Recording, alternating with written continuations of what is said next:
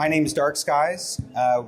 We run the Drone and Robotics Hacking Village here at DEF CON. We've been here for 5 years. Started with the Skyjacker builds for Wi-Fi hacking from the sky for red teams, and kind of evolved into a full village last year. So thank you for your interest in the drone and robotics industry and some of the new threats. This one is a Swarm, next generation threat by RAS Security. Thanks, guys. How's everybody today?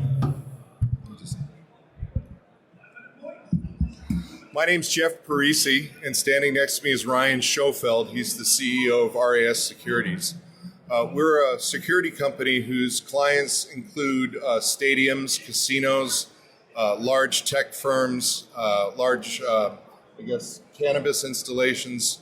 And we're here today to bring some of our experience in the real world with working with police and using drone mitigation detection techniques in public venues. I'll have Ryan talk a little bit about the company, and then I'll come back with some case studies and talk about what we're doing. Thanks. Good morning. So the presentation Jeff's going to give primarily is somewhat technical, and he'll talk about some specific technologies for swarming. I think the point of the swarm is that it's a high-tech version of an old-school attack from the standpoint of overloading resources all at once, and the folks having to decide which threat they're going to go after first. This is something that we've seen in practice already today, and something that we're working with firms globally now on their drone detection and mitigation strategies to see how it can best fit into our use cases, which are primarily private sector.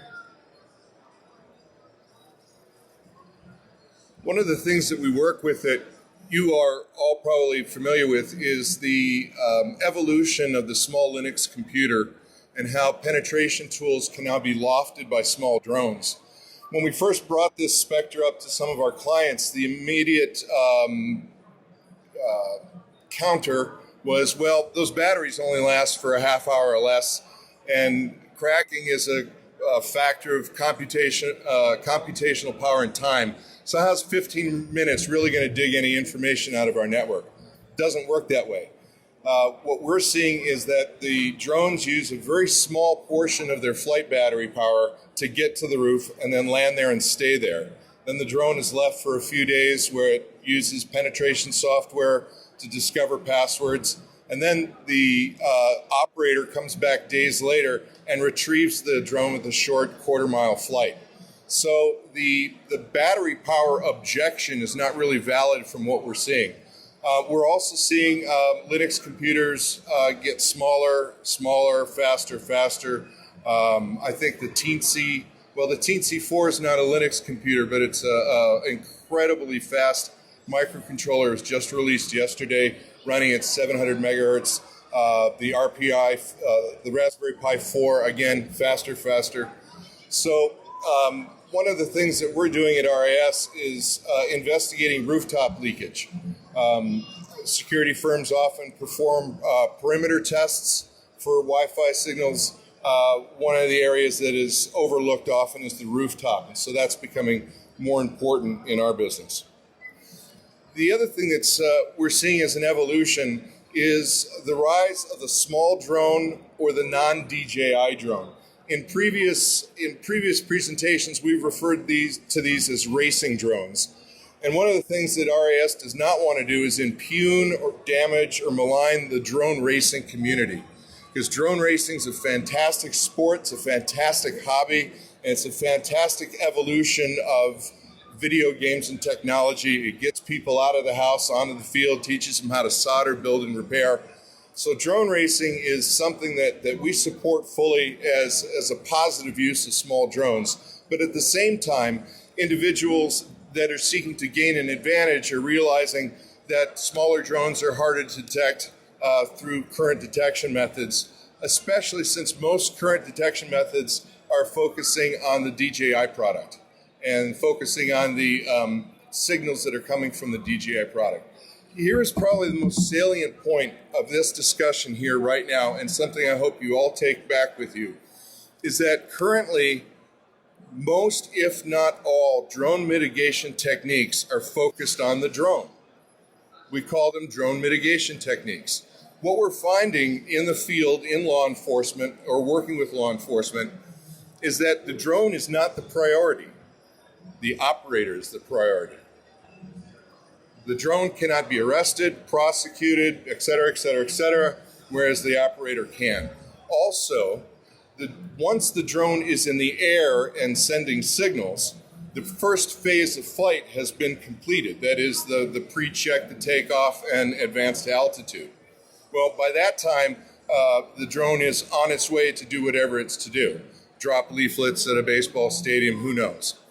What we think is that if the industry were to develop SDR technology to detect transmitters, we would have a jump on that process. In other words, as soon as a transmitter went on and the transmitters through RF is classified or characterized and then its position triangulated, we'd have a much better chance at interdicting a malicious operator. There's no such thing as a malicious drone. It's a malicious operator. The photographs you see here are, one was taken in Turkey in late 2017. The other was taken in Mexico also in late 2017, both showing smaller drones than a Phantom or an Inspire or some of the larger DJI products being used to deliver small explosives. Both these drones were interdicted before they blew up. The other thing we're noticing is a trend towards high-power systems. In the United States, drone flights are allowed to visual line of sight, whatever that means to whatever individual. For me, a drone about this big, maybe a quarter mile, maybe a half mile if I fudge it, that's my line of sight. However, the FAA and other governing bodies are interpreting line of sight a little differently. These products shown here, these three products, are add-ons to most radio transmitters. And these add-ons then shift the frequency, the 2.4 100 milliwatt frequency, to a 900 megahertz higher power frequency. In fact, all the units shown here are using a 1 watt of power. What this means is a shift from the 2.4 band to the ISM band, the Industrial Scientific Medical band, and what some people in the FCC see as the exploitation of certain laws or loopholes in laws regarding power levels. The other thing that our industry is becoming aware of and becoming more concerned with is the advent of ready-made command and control and FPV systems.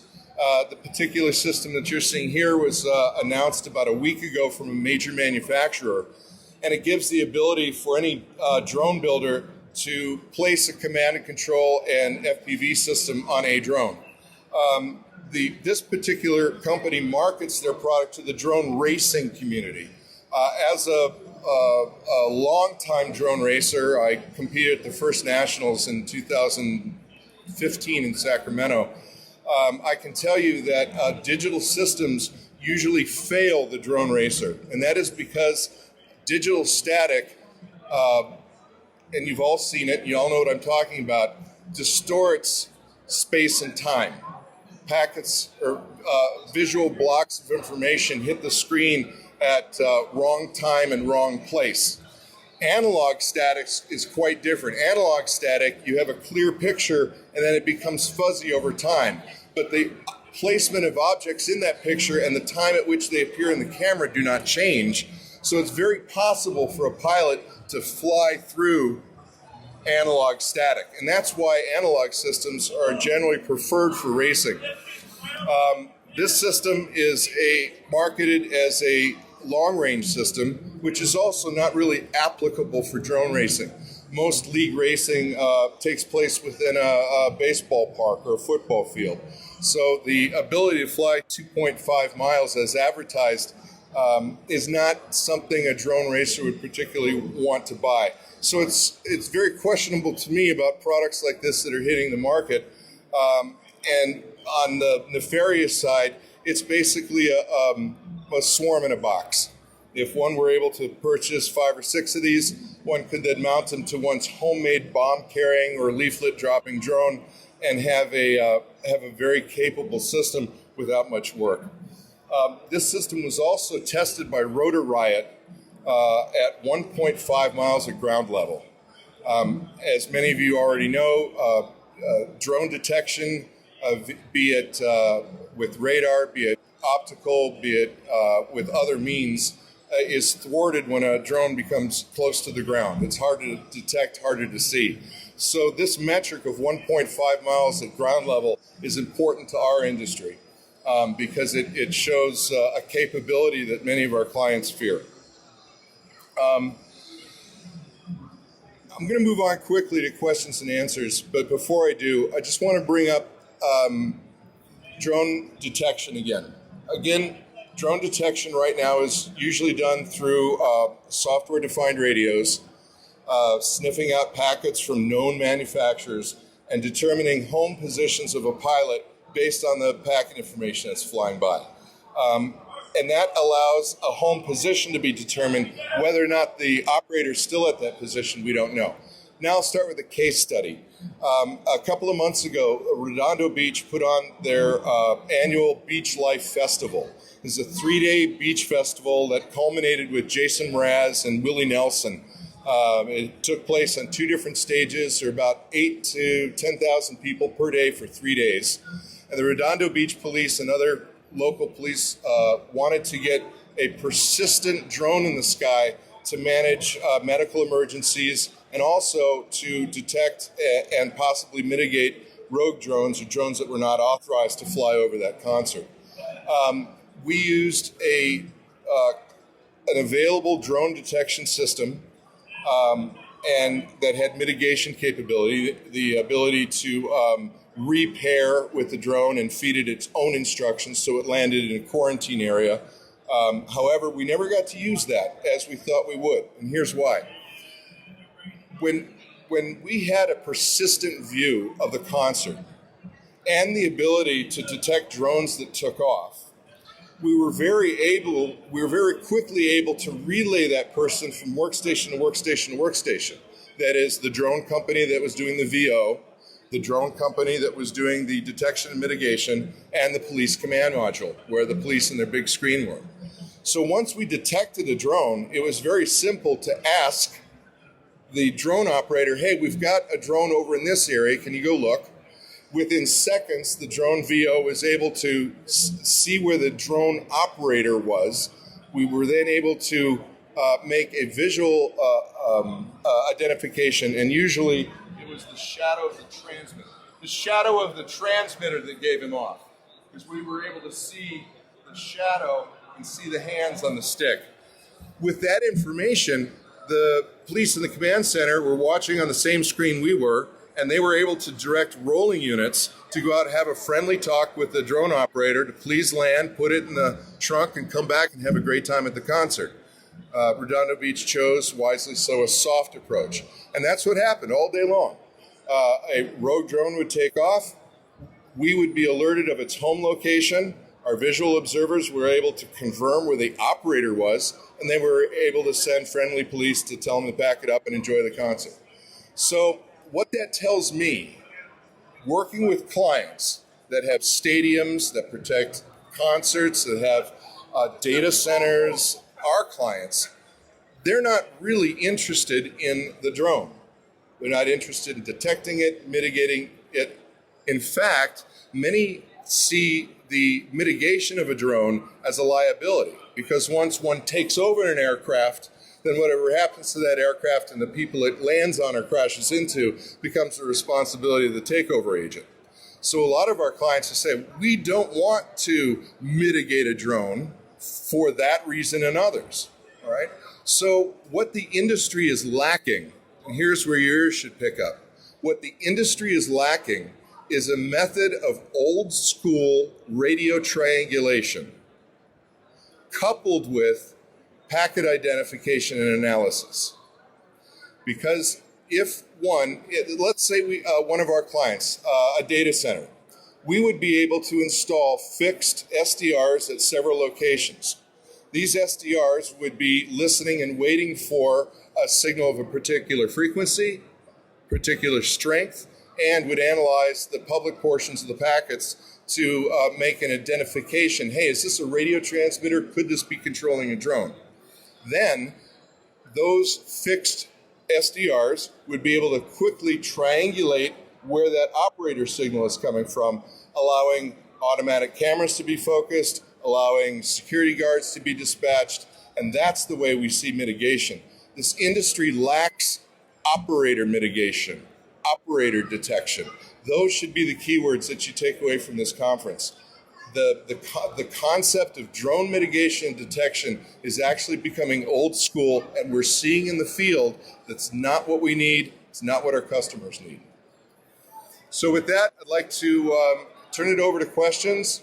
I'll field any technical questions and questions about security of the security industry. I'll hand over to Ryan. Oh, come on. I got my badge on and everything. One question. How much does it cost?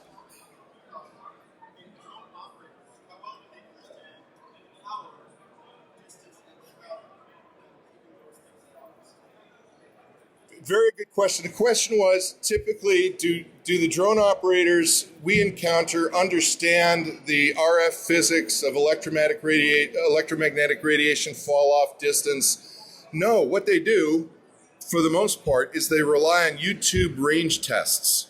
So there are a great many people that are into unboxing of products, and one of the first things one does when one unboxes a product on YouTube is then start the range test process. I brought up a minute ago a group called Rotor Riot. Rotor Riot is a group of freestyle drone pilots who have a YouTube channel and now a company. But one of the first things they do is they range test products. That's how we know this command and control and FPV system can do 1.5 miles at the ground because of open source testing. So to answer your question, no. Most of the people are relying on consumer off-the-shelf technology to help them obtain a goal. Whether that goal is buzzing a theme park or dropping leaflets in a stadium, which is really the threat that we experience here domestically. Explosives and bombs, I'm sure someday that'll happen, but that's not what we're seeing domestically right now. Another question? Yes, sir.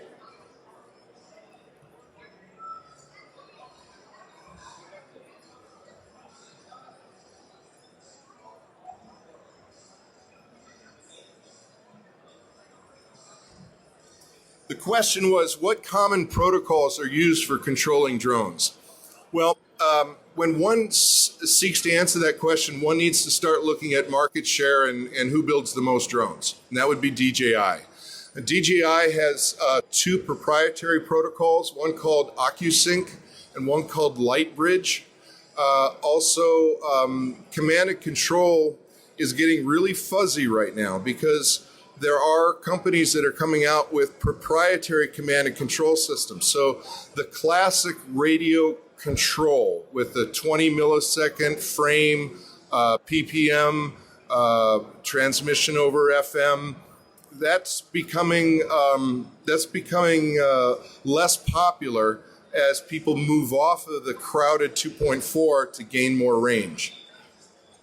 And really, the reason one wants more range is to see something farther away or to do something farther away.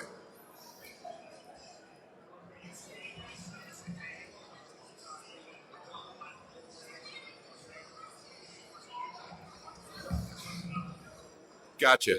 The typical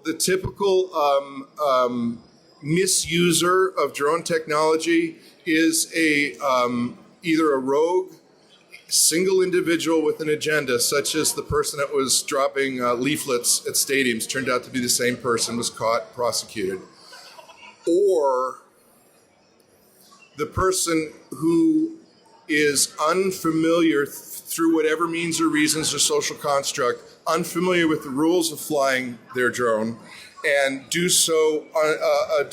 things that are considered to be trespassing unwillingly or unwittingly. For example, the theme parks are attractive nuisances. We have several theme parks as clients, and the attraction of flying around a theme park is tremendous. So the people that are doing that are not doing it for evil, nefarious reasons. They're just not aware of the potential problems that can be caused by it. So I don't think they're bad or evil people. In fact, our theme park also, the theme park that I'm thinking of, also has a soft policy. It's basically, hey, you came all this way to California to see this great place. Put the drone back in the trunk and join your family and have a great afternoon. So those are the type of people generally that we see. However, trends change, threats mature. There are some indications that there has been domestic escalations, yet not successful, of drone technology. So, yeah, it's mostly the knucklehead, to answer your question. Yes, sir.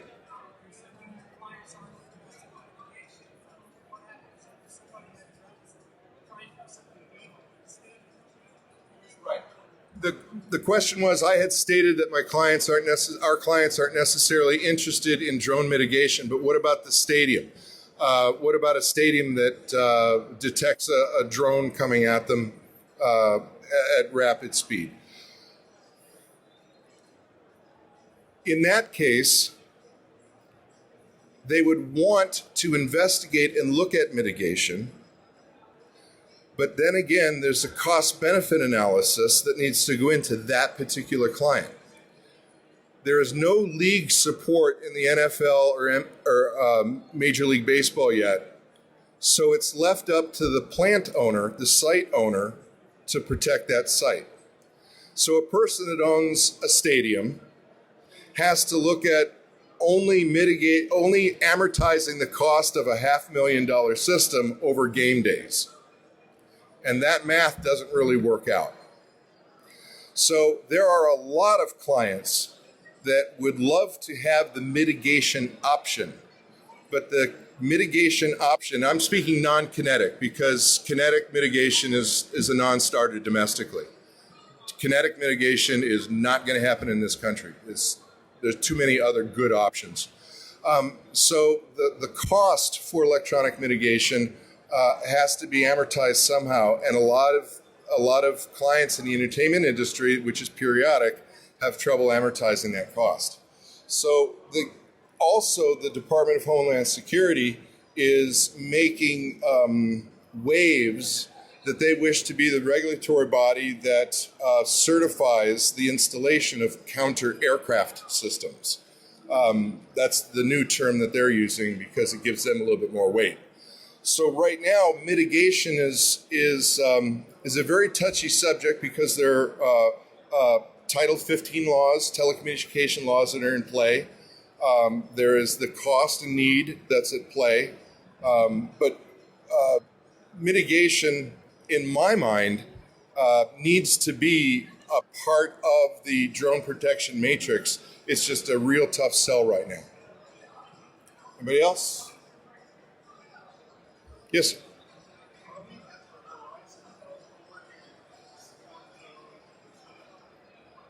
Are we at the horizon of swarm drones? Yes, we are.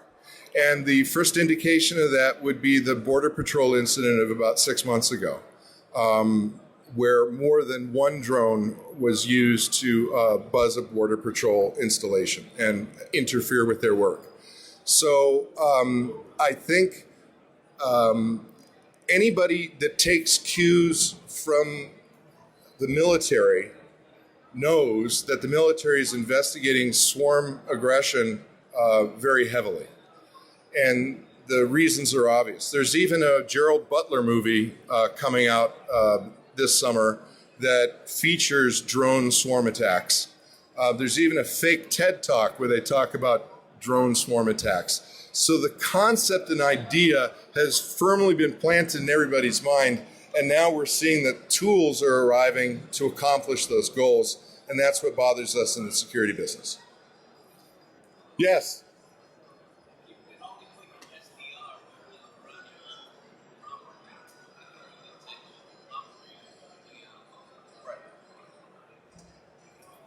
The question was, if you're ringing your property with SDRs, how could one detect threats from without the property?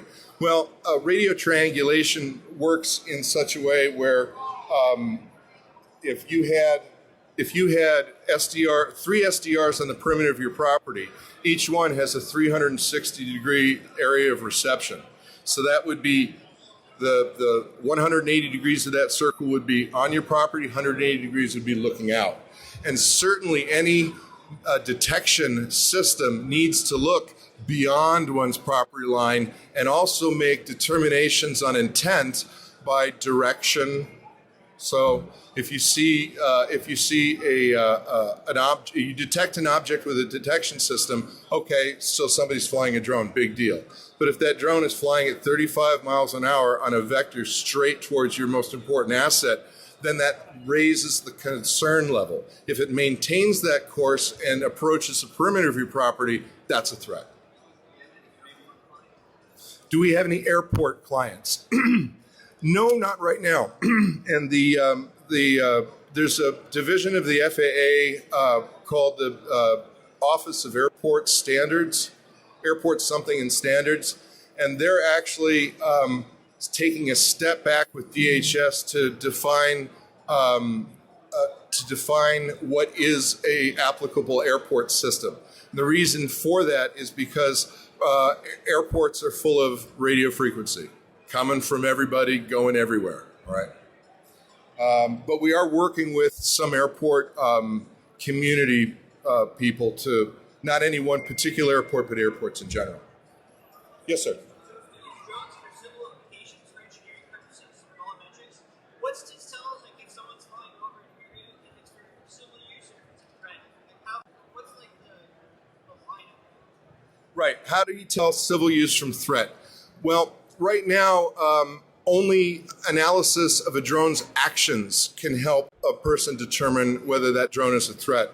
But there are going to be airspace registration systems put into place. Lance, how's it pronounced? LANNCE?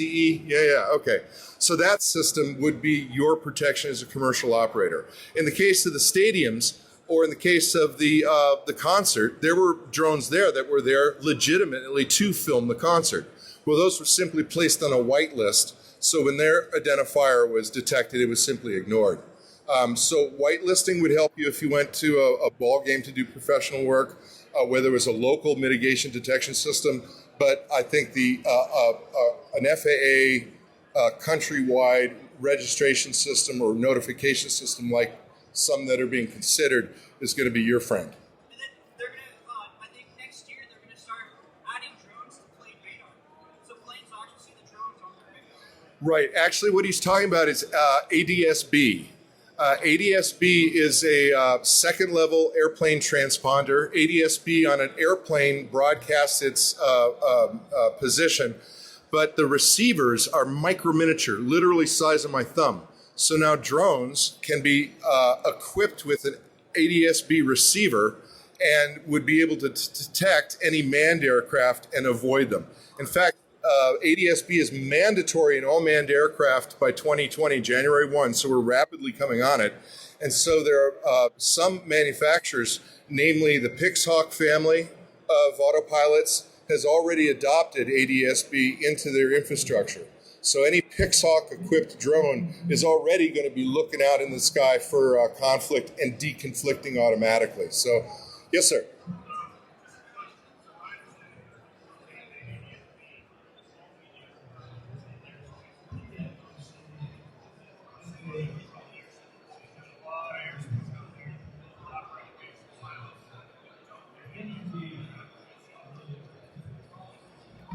And that's not the intent of the FAA. The intent of the FAA was for all manned aircraft to have it, even if you're a kite with a propeller. And it's in the best interest of any manned vehicle to report their position in 2020 and beyond, because the skies are going to be increasingly filled with unmanned aircraft.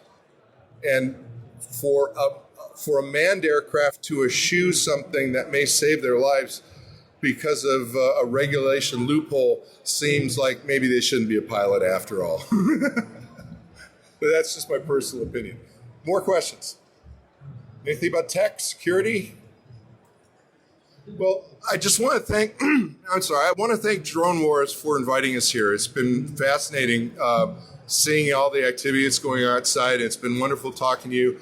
Ryan and I will be here for a couple more hours helping out. And if any of you have any questions, want to talk to us personally, please come up. And thank you very much. I appreciate your attention.